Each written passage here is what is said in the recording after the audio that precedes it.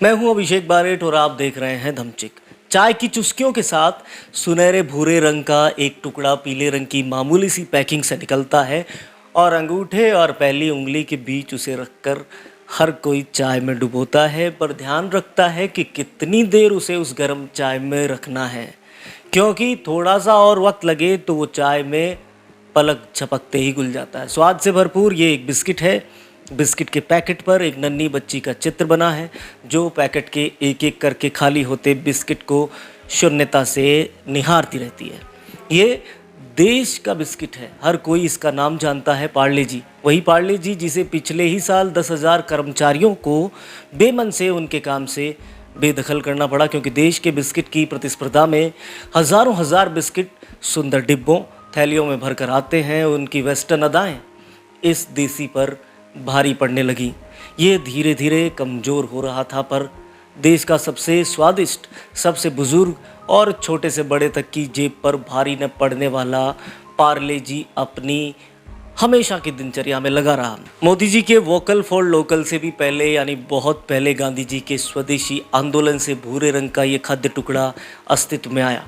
रेशम के कारोबारी मगनलाल दयाल चौहान सन 1928 में थोड़े अपने काम से उकताए तो वो जर्मनी चले गए और वहाँ विदेश में उन्होंने बेकरी का काम सीखा। विदेश के गर्भ से देसी बच्चे ने जन्म लिया।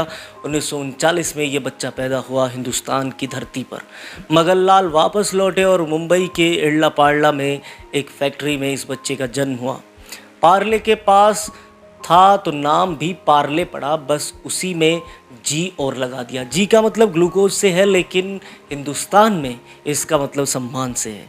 पार्ले जी अब वैसे भी नाम में जी लगवाने की हैसियत रखता है।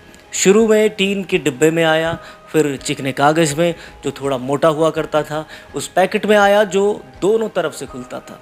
फिर वक्त के साथ कागज़ के उपयोग को बंद करके प्लास्टिक के कपड़े इसने पहने। संभवतः सबसे कम ड्रेस पहनने वाला या बदलने वाला ये हिंदुस्तान का पहला बिस्किट है। एक बात और बताते चले कि प्लास्टिक की पैकिंग में पता नहीं क्या देसी तकनीक इस्तेमाल की कि एक जगह लगे निशान पर खींचें तो आसानी से ये खुल जाता है और भारत के हर व्यक्ति की सांसों में इसकी बरसों पुरानी चिर परिचित खुशबू घुल जाती है।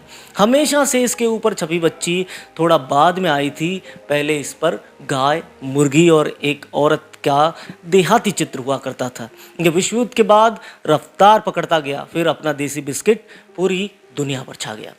खास वजह भी है इसकी कि ये कभी नहीं बदला, वही स्वाद और वही गुणवत्ता हमेशा से। और 5 रुपए का बिस्किट हर किराने की दुकान, गली नुक्कड़ पर भी ये मिल जाता है।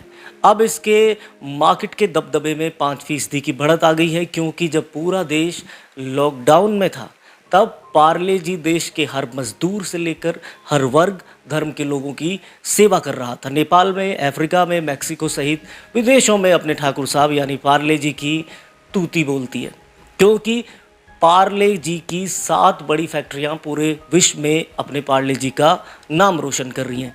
लॉकडाउन हुआ तो भूखे लोगों, प्रवासियों, मजदूरों की खातिर एनजीओ और समाज सेवी संस्थाओं ने डिब्बे भर भर के पार्ले जी के बिस्किट खरीदे और उनको फ्री में हर आम व खास को उपलब्ध भी करवाया। पार्ले जी ने भी देश हित में अपना प्रोडक्शन बढ़ाया और हर सूरत में देश की हर नन्ही जगह तक ये पहुंच गया, अपने ऊपर छपी नन्ही बच्ची की मासूमियत के साथ।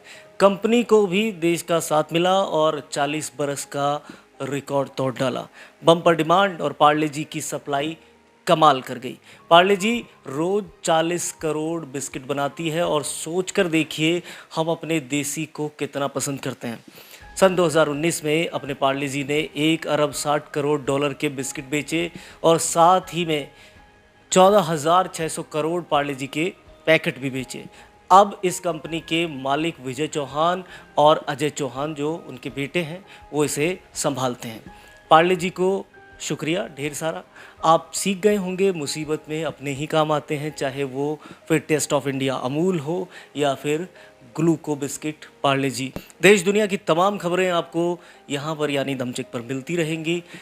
अगली खबर तक आपको वही करना है जो आप हमेशा करते हैं, आपको धमचिक मचाते रहना है। शुक्रिया।